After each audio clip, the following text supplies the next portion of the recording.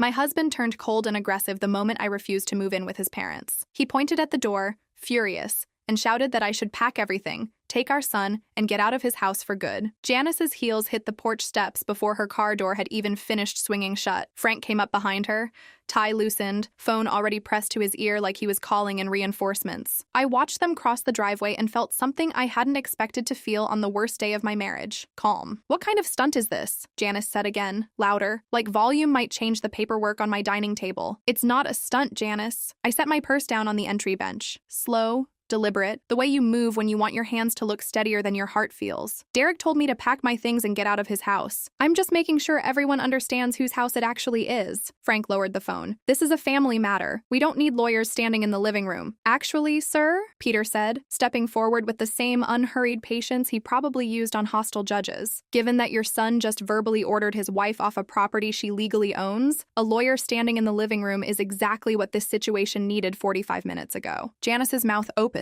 then closed. She looked at Derek like she expected him to fix this the way he'd fixed everything since he was 19, with a raised voice and someone else backing down first. Derek didn't say anything. He was staring at the trust documents on the table like they'd personally betrayed him. "Lauren," his voice had lost its earlier fury. Now it just sounded confused, almost pleading. "You're really doing this over my parents moving in. I'm doing this because you told me to leave my own house in front of our son," I said. The parents thing was just the excuse. Angela closed her folder with a soft, final click. "Mr. Mitchell, I'll be sending formal notice to your attorney, if you retain one, regarding occupancy terms going forward. For tonight, I'd recommend you and your parents make other arrangements." "Other arrangements?" Frank repeated, like she'd suggested he sleep in the yard. "There's a Hampton Inn off Route 9, Angela said, not unkindly. "I checked. They have vacancy." I almost laughed. I didn't, because Noah was upstairs and sound carries in a house with hardwood floors, but God, I wanted to. Derek left 40 minutes later, after a hallway argument with his father I wasn't invited to and didn't need to hear to understand. His parents' taillights disappeared down Birchwood Lane a little after 7. He didn't say goodbye to Noah. He told me later that was because he didn't want to upset him. And for one night, I let myself believe that was the reason. I should say something about who I was before that Tuesday, because the version of me who stood in that living room signing documents with a steady hand wasn't the version of me who'd married Derek 6 years earlier. I was a pediatric nurse at Fairview Pediatrics 3 days a week, the kind of job where you learn to keep your face calm no matter what's happening in front of you, because a scared kid reads your expression before they read anything else in the room. I'd used that skill on plenty of frightened 7-year-olds getting stitches. I didn't know I'd need it for my own marriage. Derek had been different once, or at least I'd told myself he was. Charming in the specific way that made older women trust him instantly. The kind of man who remembered your coffee order and your mother's name. His parents had bailed him out of 2 failed business ventures before I ever met him, something I only learned secondhand years later, from an aunt who drank too much wine at Thanksgiving and said more than she meant to. By the time I married him, the debts were paid off and buried, and the version of Derek I got was polished, ambitious, an account director at Bristow & Kane Marketing with a corner office and a company car. It took years for the Polish to wear through in patches. A comment about my cooking here, a joke about my hysterical reaction to something that wasn't a joke at all. The time, 2 Christmases ago, when he told his college roommate over drinks that I'd let myself go a little since Noah was born, and laughed like it was nothing. And I laughed too, because that's what you do when you're not ready to admit what you just heard. I used to keep a mental ledger of those moments and then quietly erase it every time he brought home flowers or fixed my car without being asked, telling myself the good months outweighed the bad ones. It's an easy trade to keep making when you're the one doing the math. My grandmother, Eleanor Hawthorne, saw it faster than I did. She never told me she didn't trust him outright. She just quietly restructured the trust that would eventually buy our house, naming me sole beneficiary with no co-ownership clause, no matter what happened in my marriage. She died the spring before Noah was born. I used to think that timing was cruel. Now I understood it might have been the last gift she ever gave me. That first night alone in the house, I told myself the worst of it was over. Derek would cool down at the Hampton Inn, come back apologetic, and we'd start the long, ugly work of either fixing the marriage or ending it properly, like adults, with mediators and custody schedules and civility. I was wrong within 18 hours. At 9:14 the next morning, my phone buzzed with a Wells Fargo alert while I was pouring cereal for Noah. A transfer notification. $18,400 moved out of our joint savings account 3 days earlier, before the fight. Before any of this, to an account I didn't recognize. I told myself it had to be a mistake, some automated payment,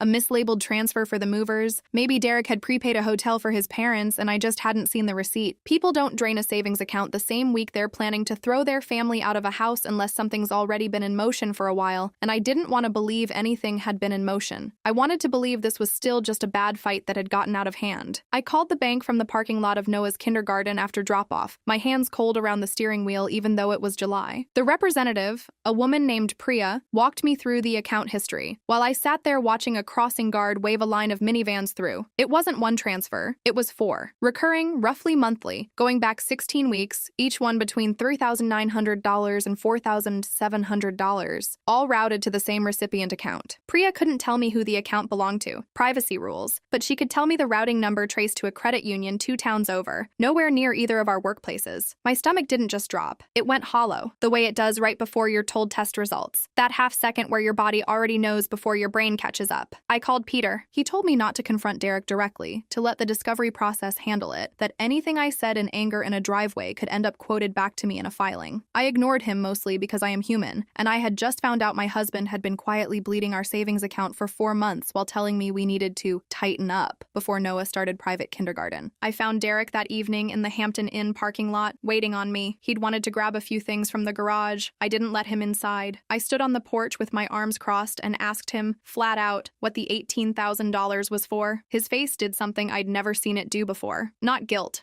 Exactly. Calculation. That's an investment, he said. A friend's business. I was going to tell you once it paid off. Which friend? You don't know her. Her. He heard himself say it half a second after I did. I watched him try to walk it back.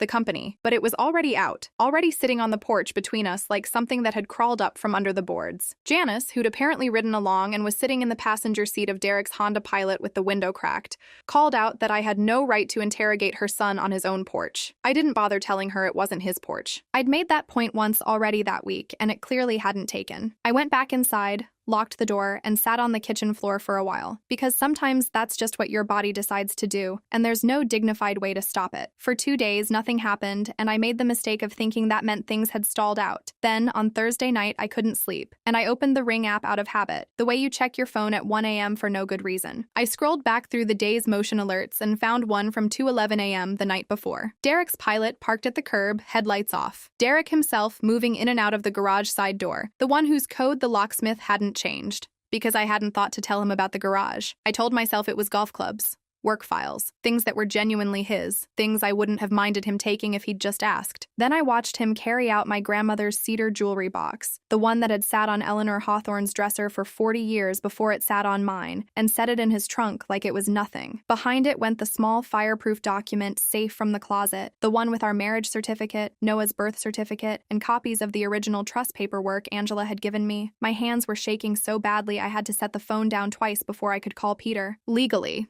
Peter said, tired and gentle at 11 at night. He's still a resident of that house until we get a court order changing that, and a lot of what's in a shared home is going to be a gray area until we sort ownership item by item. I know that's not what you want to hear. I called the non-emergency police line anyway, because I needed someone in uniform to at least look at it, even if there was nothing they could do. An officer named Mara Ruiz came out the next afternoon, 8 years on the force, notepad in hand, and watched the doorbell footage with me on my phone twice through. I can document this as a report, she said, for your civil case.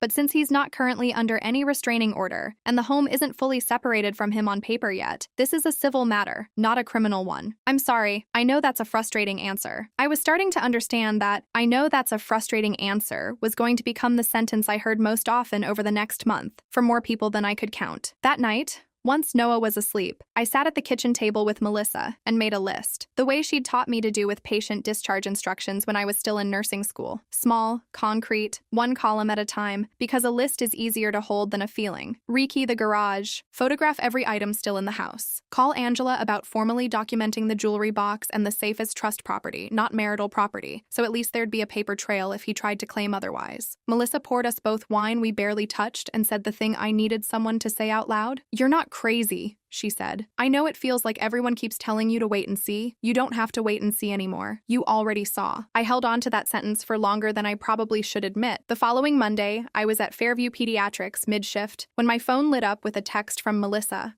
I held on to that sentence for longer than I probably should admit. The following Monday, I was at Fairview Pediatrics mid-shift when my phone lit up with a text from Melissa. She was watching Noah that afternoon while I finished a 12-hour rotation, and her message had no punctuation, which was how I knew before I even read it that something was wrong. There's a woman here says she's from CPS. I called her back in the hallway outside the med room, my badge still clipped to my scrubs, and Melissa put me on speaker so I could hear a stranger's voice explain, calmly, professionally, devastatingly, that her name was Denise Coleman, that she was a caseworker with the County Department of Children and Family Services, 11 years in the field, and that her office had received a report alleging possible neglect and instability in the home of a 5-year-old boy named Noah Mitchell. I left work early. I don't remember driving home. I remember standing in my own kitchen at 4:40 that afternoon while Denise Coleman, a woman in her 50s with kind, tired eyes and a battered leather bag full of forms, walked through my house checking smoke detectors and looking in the refrigerator. And I remember thinking, with a strange, floating detachment, that I check other people's kitchens for exactly this kind of thing during home health visits sometimes, and I never once considered what it would feel like to be on the other side of that clipboard. I told myself this had to be a mix-up, a concerned neighbor who'd misread something, maybe seen Noah playing unsupervised in the yard for the 90 seconds it took me to grab the mail. Anonymous reports happened. They didn't mean anything sinister. I kept saying that to myself while Denise sat at my kitchen table with a form in front of her. Then she read me the specifics of the complaint, because I'd asked, and she was required to disclose what she could. The report alleged that I had a history of untreated anxiety, that I had been observed acting erratically, and that I had, on more than one occasion, left prescription medication accessible to my son. It named the medication by its generic name, sertraline, 50 milligrams, a prescription I had never discussed with anyone outside my doctor's office and my husband. The floor didn't drop out from under me. It was worse than that. It stayed exactly where it was, and I just stood there on it, understanding, with total clarity, that no neighbor had filed that report. No stranger knew the milligram dosage of a medication I kept in a locked cabinet. I need you to understand, I said to Denise, my voice steadier than I felt. That report came from my husband. She didn't confirm or deny it. She told me she legally couldn't. But something in the careful way she avoided my eyes told me I wasn't wrong. The home visit found nothing. Noah was clean, fed, current on his vaccines, testing above grade level at his kindergarten screening, and visibly, obviously attached to me in the unbothered way 5-year-olds are when nothing in their world feels wrong. Denise told me off the record on her way out the door that she saw no basis for concern, but that the case would stay open, pending for a mandatory review period, and that it would be a matter of record if it came up in any future custody proceeding. I asked her how long pending usually took. Anywhere from 2 to 6 weeks, she said. I'm sorry, I know that's a frustrating answer. I sat on my porch steps after she left, Noah's laughter drifting out from the living room where Melissa had put on a cartoon, and I let myself cry for exactly 4 minutes, because that was all the time I had before I needed my face to look normal again for my son. Peter filed for an emergency custody and property hearing the next morning, and brought in a forensic accountant named Mark Tanaka, a CPA and certified fraud examiner who'd spent 15 years untangling exactly this kind of financial wreckage for family law cases across the county. Mark worked fast. Within a week, he had a report, Exhibit F, Peter called it, the trust documents having already claimed A through C, that traced the mystery credit union account to a woman named Chelsea Vance. Chelsea Vance worked at Bristow & Kane Marketing, junior account coordinator, 26 years old. Derek's direct report. The $1,400 wasn't an investment in anyone's business. Mark's report showed it going towards 6 months of rent on a 1-bedroom apartment 11 miles from our house, 2 credit card payments for a card in Chelsea's name that Derek had been listed as an authorized user on since February, and a single $2,200 charge from a jeweler downtown, dated 4 days before Derek stood in our kitchen and told me to pack my things. I read that line item 3 times before it fully landed. He'd bought her jewelry the same week he was planning to throw me out of my own house. There was a second discovery buried further into Mark's report, one that made Peter go quiet on the phone for a long moment before he read it to me. 3 weeks earlier, Derek had submitted an application for an $85,000 home equity line of credit, using our house, my house, as collateral. The application included a notarized document with my signature on it. I had never signed it. I had never even seen it. Mark brought in a document examiner, a woman named Priscilla Okafor, who compared the signature against 6 verified samples of my handwriting, my nursing license renewal, my passport, my grandmother's original trust acknowledgement. Her written opinion, submitted as Exhibit H, was blunt. The signature on the loan application showed inconsistent pressure points and stroke direction inconsistent with genuine authorship, findings consistent with forgery. I sat in Peter's office and read the word forgery in relation to my own name, in my own handwriting that I hadn't written, and felt something in me go very cold and very quiet. Not panicked, past panic. The kind of still you get right before you stop being afraid of someone and start being afraid for what happens to them. The bank froze the loan application the same afternoon Peter forwarded them Priscilla's report and opened an internal fraud investigation of their own. Derek's parents, apparently unaware of any of this yet, spent that week posting on Facebook about family loyalty and how some people forget who stood by them, tagging mutual friends, several of whom called me in confusion, unsure which version of events to believe. I stopped answering most of those calls. I didn't have the bandwidth to manage a PR campaign on top of everything else. The custody and property hearing was set for a Thursday morning, 9 o'clock, in front of Judge Diane Cho, a family court judge known around the courthouse, Peter told me, for moving fast and tolerating exactly zero theatrics. We had 18 days to prepare. It felt like 18 hours. The CPS case still hadn't formally closed by the Tuesday before the hearing, and Peter warned me that an open case, even a baseless one, could be used by Derek's attorney, a sharp-suited man named Russell Feld, who specialized in exactly the kind of custody theater Judge Cho supposedly hated, to argue for temporary shared custody pending further evaluation. The idea of a judge splitting Noah's week between me and a man who'd forged my signature to fund an apartment for his mistress made it hard to breathe some nights. 2 days before the hearing, I got the call I'd been half expecting and fully dreading. Denise Coleman, direct line, no preamble. "I want to let you know before it goes into the system officially," she said. "We traced the IP address on the anonymous tip line submission. It's not something we usually disclose, but given the developments in your case, my supervisor authorized it for the court referral. The report was filed from a device registered to Derek Mitchell." I sat down hard on the edge of my bed. "The case is being closed as unfounded," Denise continued. "And because a knowingly false report to Child Protective Services is a criminal offense in this state, we're referring the matter to the district attorney's office. I wanted you to hear that from me before you saw it in the court filing." I thanked her. My voice came out smaller than I meant it to. The night before the hearing, at 8:40 p.m., my phone rang from an unknown number, and it was Frank, of all people, sounding older than I'd ever heard him, asking if he could come by to talk some sense into whatever was happening. I told him no. 20 minutes later, headlights swung into my driveway anyway. Not Frank's car, Derek's Pilot. He was drunk. I could tell before he'd even gotten out of the car, the way he moved too carefully, overcorrecting for a lien he thought he was hiding. He came up the walk saying he just wanted to see Noah, that it wasn't fair, that I was turning his own son against him. And I told him through the closed screen door that it was 8:40 at night, and Noah was already asleep and he needed to leave. He didn't leave. He started pulling on the door handle. The deadbolt held. His voice climbed, and the sound of it pulled me straight back to the kitchen 3 weeks earlier. His palm against the wall, Noah flinching in his chair, coffee going cold on the counter. Muscle memory. My whole body remembered before my brain caught up. Upstairs, a floorboard creaked. Noah's door. I couldn't let him see this. Not again. 90 seconds. That was what I had, standing in my own front hall with my phone in my hand, my thumb slipping twice on the screen because it wouldn't stop shaking. 11 hours until I sat in front of Judge Cho. 11 hours to be the calm one, the credible one, the parent a judge could look at and trust. Not the woman shouting through a screen door at 9 at night, while her husband rattled the handle and her son stood at the top of the stairs in bare feet, watching. I called 911. Officer Ruiz arrived 9 minutes later, the same officer from the doorbell footage report weeks earlier, and this time there was no gray area to explain away. A temporary emergency protective order, filed by Peter that very week in anticipation of exactly this kind of escalation, had been formally served on Derek that afternoon. He just hadn't sobered up enough to remember it before showing up at my door. Violating it on the porch in front of a responding officer wasn't a civil matter anymore. I watched them put him in the back of the patrol car from my living room window, Noah still asleep upstairs, and I didn't feel triumphant. I felt like someone had finally set down something heavy I'd been carrying without realizing how heavy it was. I did not sleep that night. At 8:52 the next morning, I sat beside Peter at a long table in Judge Cho's courtroom,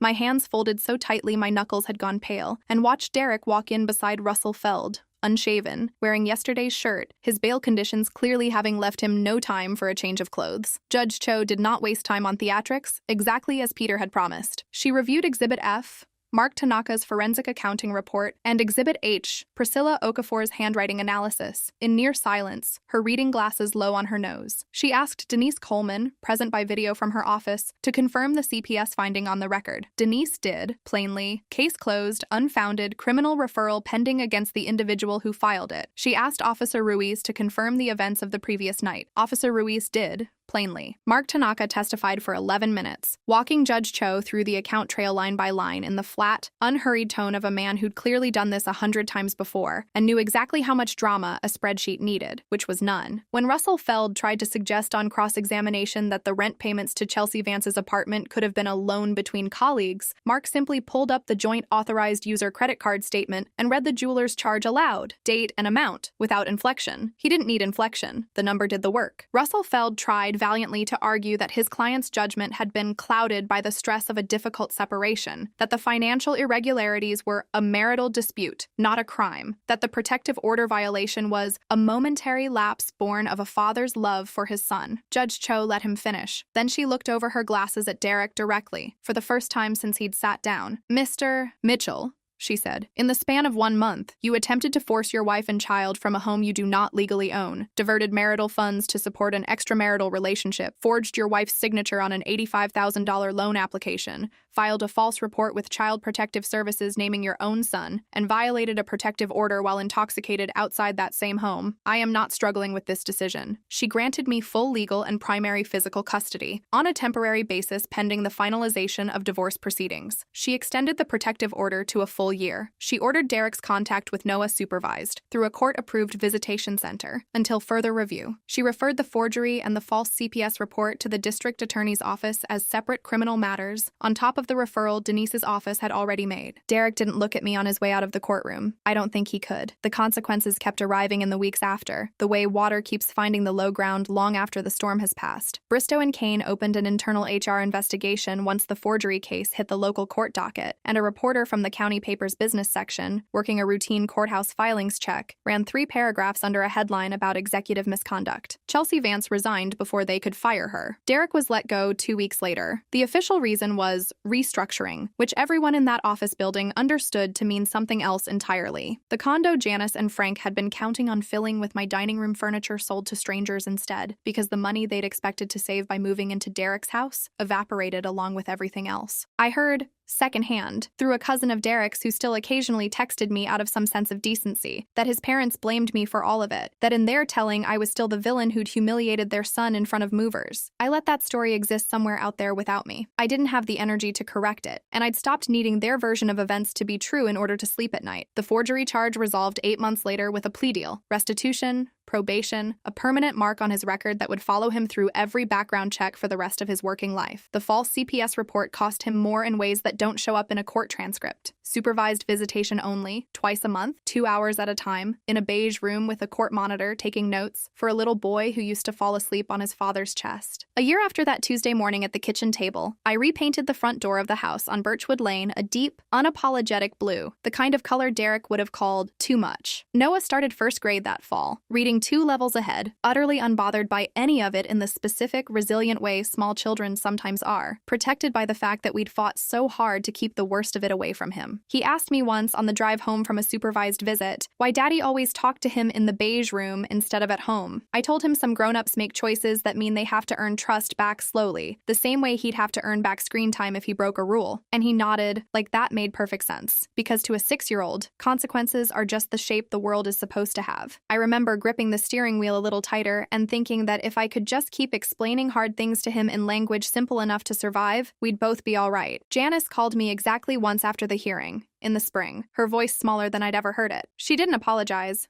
Not exactly, but she asked to see Noah, and I told her that could happen, on my terms, supervised by me. No mention of his father, no undermining the life I was building for him. She agreed. She's kept to it. I don't know if that's growth or just exhaustion, and at some point I stopped needing to know the difference. Angela still manages the trust. Peter still sends a Christmas card every year with a photo of his golden retriever. Melissa moved 2 streets over, close enough that Noah can ride his bike to her house alone now, which feels like its own small, ordinary miracle. I think about my grandmother sometimes, sitting in some lawyer's office years before any of this happened, quietly rewriting a trust because she'd noticed something the rest of us hadn't let ourselves see yet. She never got to watch it work. I like to think she'd have appreciated the irony anyway, that the house Derek stood in and screamed at me to leave is the one thing in this entire mess he was never able to touch. He wanted me gone by nightfall. Instead, it was his name that ended up erased from everything that mattered.